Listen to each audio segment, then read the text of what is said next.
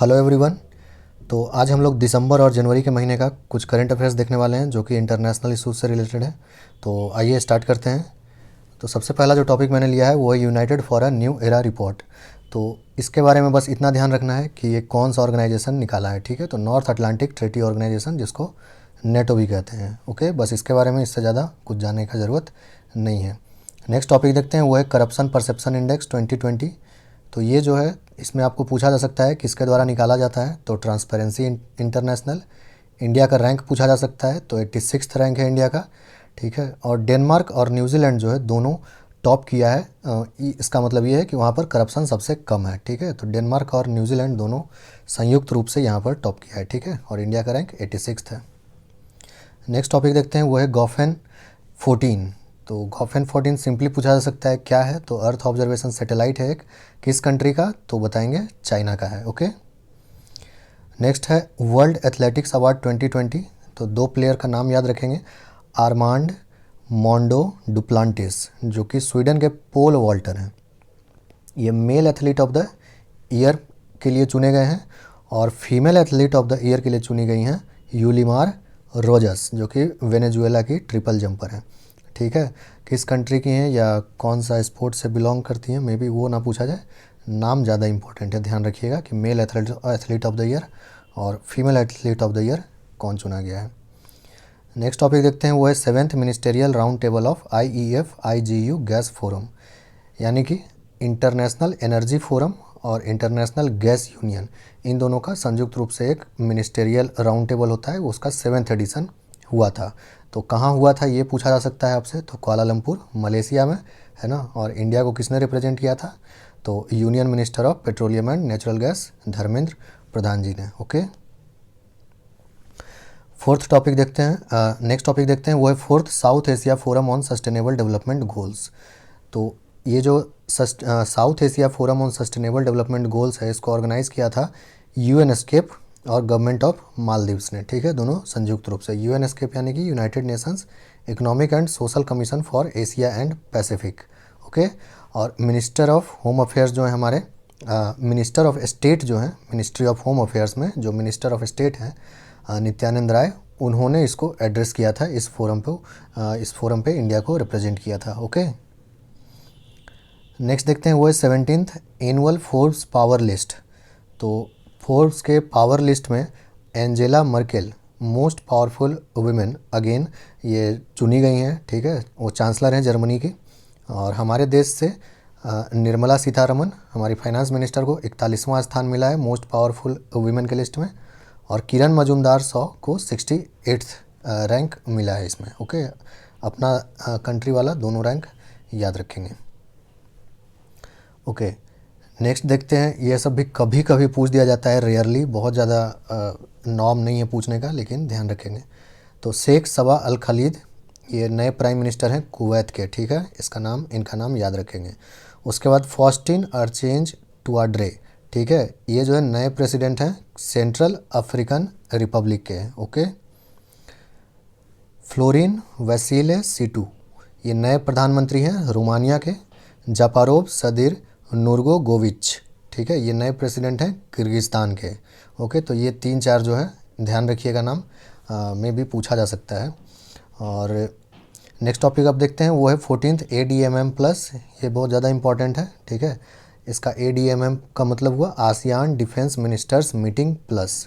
Okay, इसमें ASEAN और 8 देश पार्टिसिपेट करते हैं। आसियान के 10 कंट्री, और 8 कंट्री में कौन कौन है, India China neighbours, Australia New Zealand neighbours, Japan और साउथ कोरिया नेबर्स, उसके अलावा USA और रसिया। ठीक है, तो ये है ADMM प्लस का कॉन्स्टिट्यूएंट कंट्रीज़।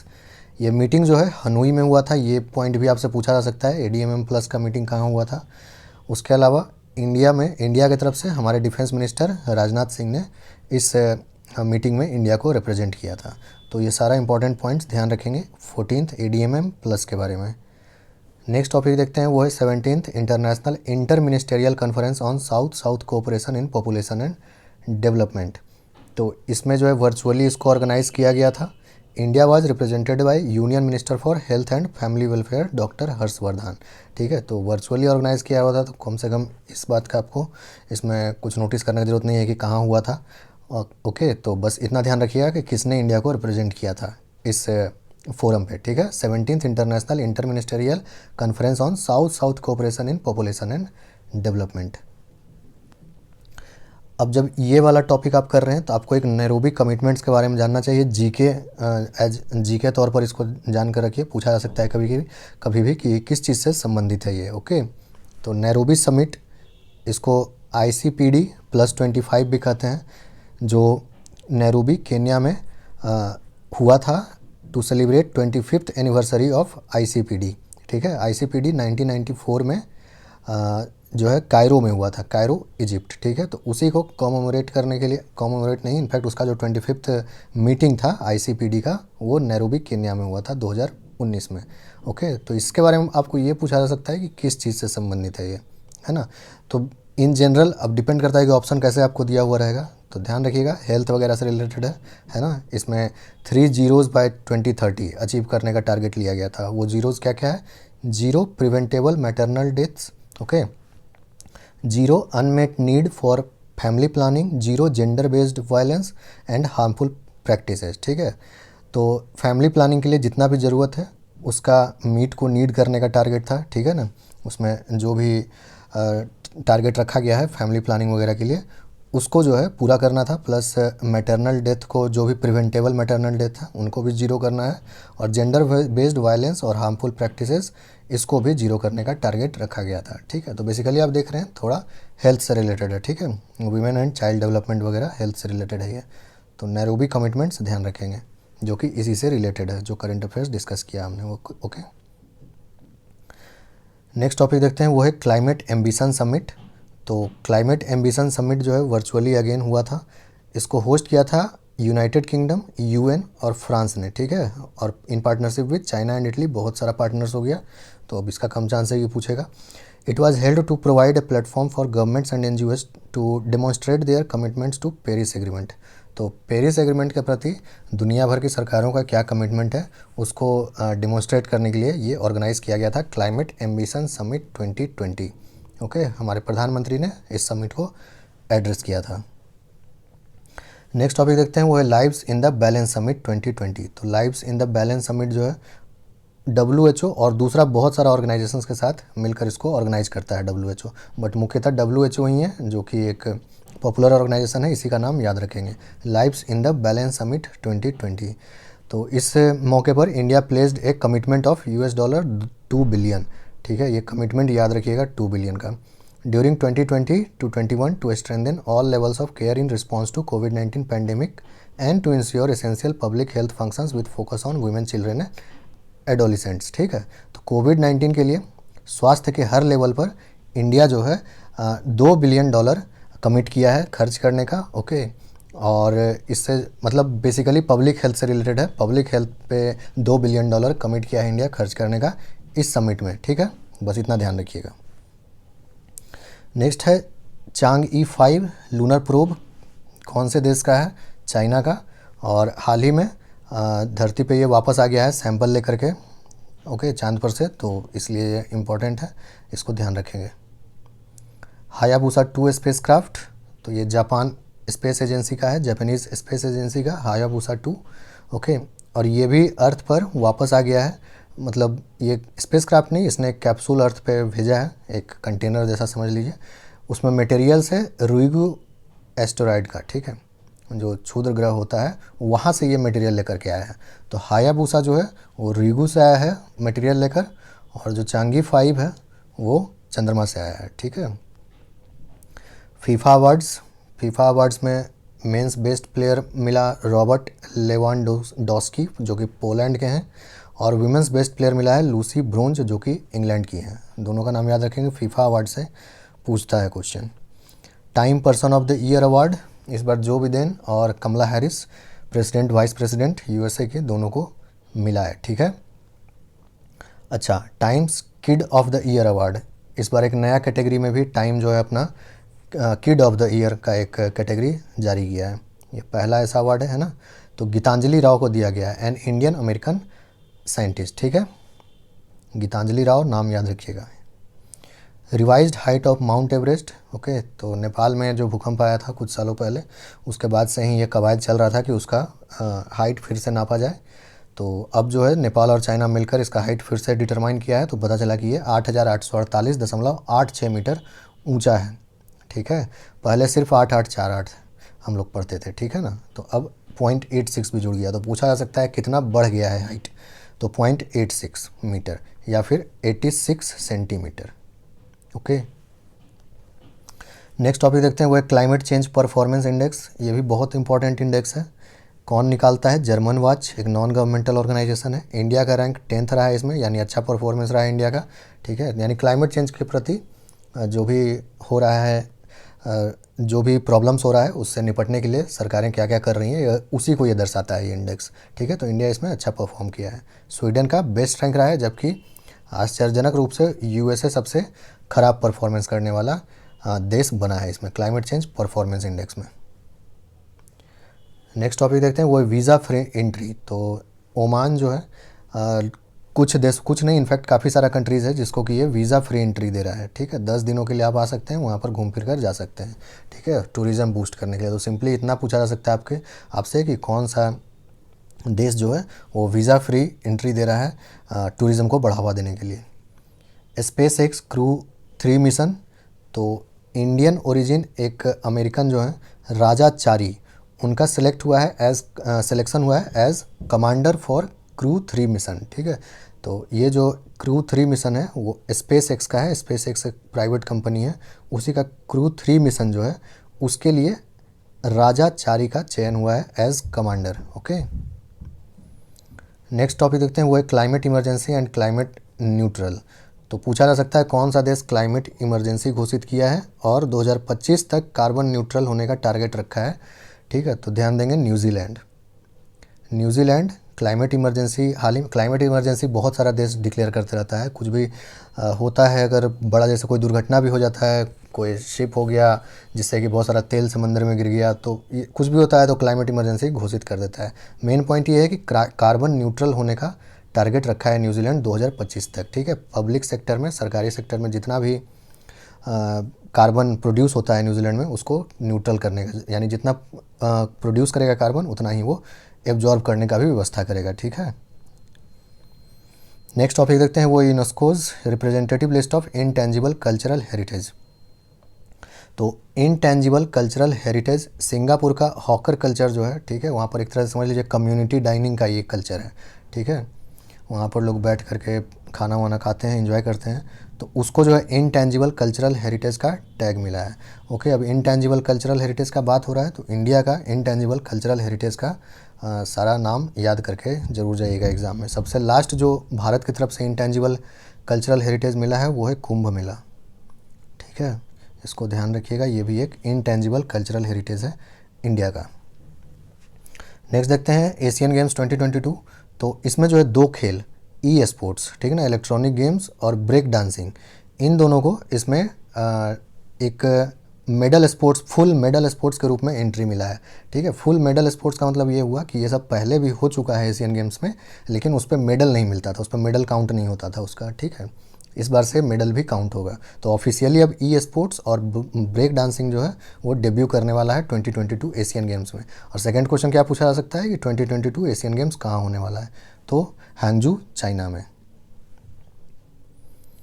लियोनेल मेसी के बारे में क्या है कि इसने नया वर्ल्ड रिकॉर्ड बनाया है किसी सिंगल क्लब के लिए, जिस क्लब के लिए खेलते हैं, ठीक है, उसके तरफ से मोस्ट गोल्स करने का, सबसे ज़्यादा गोल करने का। ठीक है, तो ये जो है ये भी एक न्यूज़ था, इसको भी ध्यान रखिएगा।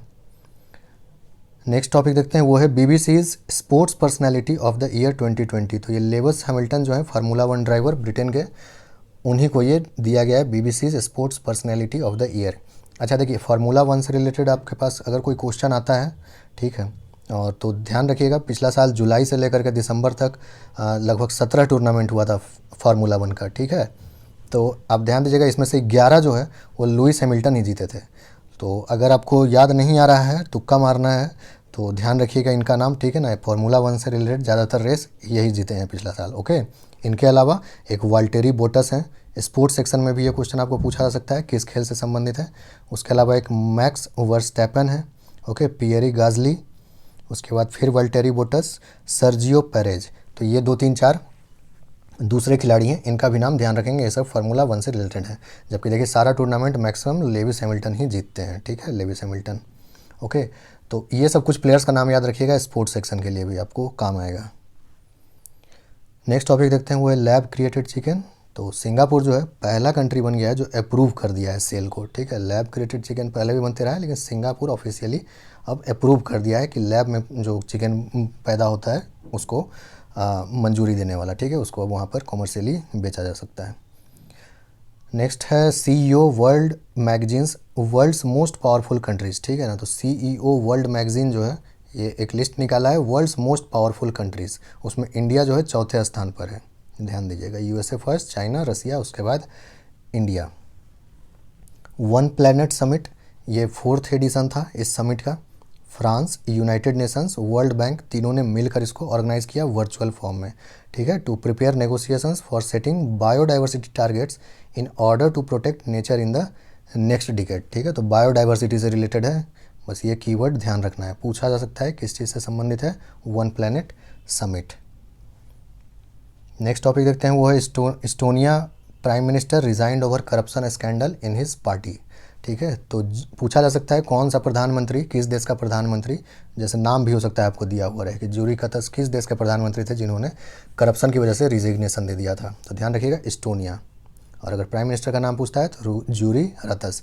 एक इंपॉर्टेंट और है काजा कैलस, ठीक है ना, काजा कैलिस, ये नाम याद रखिएगा, ये नाम, ये पहली महिला प्रधानमंत्री अब वहाँ पर बन गई हैं। ओके, तो इस्टोनिया से रिलेटेड मुझे लगता है ये इंपॉर्टेंट है, पहली महिला प्रधानमंत्री है देश की। ओके, और इस तरह से करप्शन के ऊपर रेजिग्नेशन का मामला कम ही होता है, पूरा गवर्नमेंट रिज़ाइन कर दे। तो दोनों पॉइंट याद रखिएगा, जूरी रतस जो है रिज़ाइन कर दिया और काजा कैलस पहली महिला प्रधानमंत्री बन गई हैं वहाँ, ठीक है। नेक्स्ट है योवेरी कागुटा मुसेवेनी। तो ये जो है इसलिए इम्पॉर्टेंट है क्योंकि ये युगांडा के प्रेसिडेंट के रूप में 6ठी बार इनका इलेक्शन हुआ है, ठीक है ना। 1986 से अभी तक यही प्रेसिडेंट है वहाँ पर, तो काफ़ी लंबा इनका कार्यकाल चल रहा है। तो मे भी पूछा जा सकता है योवेरी कागुटा मुसेवेनी, युगांडा के प्रेसिडेंट। ओके, नेक्स्ट टॉपिक देखते हैं, वो है Dutch government resigned over corruption. Again एक नया आपको यहाँ पर दिख रहा है जो करप्शन के ऊपर गवर्नमेंट का रेजिग्नेशन हुआ है। तो PM जो है यहाँ के मार्क रटे जो है उन्होंने इस्तीफ़ा दे दिया था अपने पूरे गवर्नमेंट के साथ। तो ये भी एक इम्पॉर्टेंट है, इस्टोनिया जैसा यहाँ भी केस हुआ है, दोनों जगह, हालांकि रीजन अलग अलग था लेकिन दोनों जगह का याद रखेंगे, ठीक है ना। नेक्स्ट टॉपिक देखते हैं, वो है ओपन स्कीज ट्रीटी। तो देखिए ये सिविल फील्ड में भी ओपन स्कीज सुनने को मिलता है और ये मिलिट्री का है, ठीक है। तो इसमें मुख्य पॉइंट बस यही है कि यूनाइटेड स्टेट इस ट्रीटी से बाहर निकल गया और इसके बाद रसिया भी जो है इस ट्रीटी से बाहर निकल गया है अब, ठीक है। तो दोनों इस ट्रीटी से बाहर निकल गया है। इस ट्रीटी में बेसिकली होता क्या है कि एक दूसरे का आप एयर स्पेस के ऊपर जाकर और सर्विलेंस कर सकते हैं, ठीक है ना, कहाँ पर वो क्या क्या फैसिलिटीज़, मिलिट्री फैसिलिटीज़ वगैरह बनाया हुआ है। एक तरह से ये कॉन्फिडेंस बिल्डिंग मेजर है, कोई देश कुछ गलत तो नहीं कर रहा है, कहीं वार वगैरह करने का प्रोग्राम तो नहीं बना रहा है, ठीक है। तो इस तरह से एक दूसरे का निगरानी कर सकता है। तो अब USA और रसिया दोनों इससे बाहर निकल गया है। तो इसके बारे में पूछा जा सकता है कौन सा देश ओपन स्कीज ट्रीटी से बाहर निकल चुका है। नेक्स्ट है clean and sustainable ocean partnership. तो it has been initiated by Asian Development Bank ADB और यूरोपियन इन्वेस्टमेंट बैंक EIB, इन दोनों के द्वारा इनिशिएट किया गया है clean and sustainable ocean partnership, ठीक है। तो अगेन नाम से ही पता चल रहा है ओशन के संरक्षण से रिलेटेड है ना। नेक्स्ट है treaty on prohibition of nuclear weapons. तो ये बहुत इंपॉर्टेंट है, ये बिल्कुल पूछा जा सकता है इस बार, ठीक है। ये अभी जस्ट इन्फोर्स हो गया है जनवरी में। ओके, 2017 में इसको यूनाइटेड नेशंस जनरल असेंबली के द्वारा अपनाया गया था और अभी अब ये इन्फोर्स हो गया है। पर्टिकुलर नंबर ऑफ कंट्रीज़ जितने रिक्वायर्ड थे साइन कर दिए होंगे, तो अब ये इन्फोर्स हो गया है। आपको पता होना चाहिए कि इसमें जो P5 नेशंस हैं, है ना, US, UK, रसिया, फ्रांस और चाइना, वो इसके मेंबर नहीं हैं।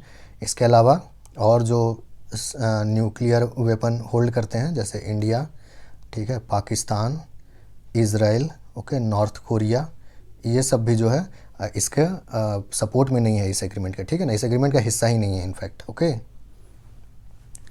नेक्स्ट देखते हैं, वो है शी जेंगली। तो ये चाइनीज़ वायरोलॉजिस्ट हैं, ठीक है, वायरस के ऊपर स्टडी करती हैं, वुहान इंस्टीट्यूट ऑफ वायरोलॉजी से हैं, ठीक है। इनको रिसेंटली कुछ अवार्ड दिया है चाइना, तो इसीलिए ये न्यूज़ में रहा इनका नाम। और इनके बारे में बस ध्यान रखिएगा, इनको बैट वुमेन कहते हैं, ठीक है ना। चमगादड़ और वायरस वगैरह पे काफ़ी रिसर्च कर चुकी हैं ये, बैट्स के ऊपर, चमगादड़ों के ऊपर, तो इसलिए इनको बैट वुमेन का ऐसा ही टाइटल दे दिया गया है वहाँ पर, बैट वुमेन के नाम से इनको जाना जाता है, ध्यान रखिएगा। और United Nations human rights commission की नई प्रेसिडेंट नजत शमीम खान है, ओके। तो मैंने आपको सेक्शन एच में जो UNHRC पढ़ाया है वहाँ पर जो भी बताया होगा उसको अपडेट कर लीजिएगा। New president of UNHRC is Najat Shamim Khan, ठीक है। वेद प्रकाश मेहता का निधन से संबंधित है, तो ये एक इंडियन अमेरिकन नॉवेलिस्ट भी थे और जर्नलिस्ट भी थे। इनका एक ऑटो बायोग्राफी है फेस टू फेस, जो बहुत ज़्यादा फेमस है, इसलिए इस बात को ध्यान रखेंगे। नेक्स्ट है थाईलैंड ओपन बैडमिंटन टूर्नामेंट। तो इसमें अगेन विनर्स का नाम याद रखेंगे, कैरोलिना मरीन जो कि स्पेन की हैं, वीमेन सिंगल्स जीता उन्होंने, और विक्टर एक्सेल्सन जो कि डेनमार्क के हैं, उन्होंने मेंस सिंगल्स जीता है, ठीक है। थाईलैंड ओपन इंपॉर्टेंट टूर्नामेंट है बैडमिंटन में, ध्यान रखिएगा। नेक्स्ट है अल्टरेशन इन नेशनल अंथम। तो ऑस्ट्रेलिया का जो नेशनल अंथम है पूरा बदला नहीं गया है, उसमें कुछ शब्द वगैरह ऐड किया गया है। तो ये जो है ये भी एक इम्पॉर्टेंट पॉइंट है, आपको वन लाइनर टाइप में पूछा जा सकता है। 7 countries lost voting rights in United Nations. Again ये बहुत इंपॉर्टेंट है, इंटरनेशनल रिलेशन में भी आपको पूछा जा सकता है, ठीक है। तो अनपेड ड्यूज़ यानी जो बकाया है वो नहीं दिया है ये सब कंट्री, तो इसलिए इनका वोटिंग राइट्स चला गया है। यूनाइटेड नेशंस में है ना 193 देशों को है वोटिंग राइट्स, तो उसमें से अब ये 7 देश जो हैं वोट नहीं कर पाएंगे। Iran, niger, Libya, central African Republic CAR जिसको कहते हैं, कॉन्गो, साउथ सूडान और जिम्बाब्वे। नेक्स्ट निखिल श्रीवास्तव। तो ये क्या है कि ये 3 लोगों को इस बार Michael and Sheila held prize दिया गया है, उनमें से एक निखिल श्रीवास्तव भी हैं, तो इसीलिए इनका नाम ध्यान रखेंगे, ठीक है ना। Michael and Sheila held prize जो है वो रिसर्च, कंप्यूटर एप्लीकेशन वगैरह में दिया जाता है, ठीक है। तो काफ़ी लंबा चौड़ा इसका ये है, सिर्फ प्राइज़ का नाम याद रखिएगा, और रिसर्च वगैरह के फील्ड में दिया जाता है, ठीक है, कंप्यूटर एप्लीकेशन वगैरह में। तो इसीलिए ये जो इसका एजेंडा है Michael and Sheila held prize का, ठीक है। तो आज का सेशन यहीं पर एंड करते हैं, ठीक है ना। अगले 2-3 दिनों में मैं फरवरी का भी करंट अफेयर्स अपलोड कर दूंगा आपके रिवीजन के लिए। अगर आपने पढ़ लिया है, नहीं पढ़ा है तो मैं डाल दूंगा 2-3 दिनों में, ठीक है। ओके देन, फिर पढ़ाई करते रहिए, अपना ख्याल रखिए, मिलते हैं अगले वीडियो में। Thank you.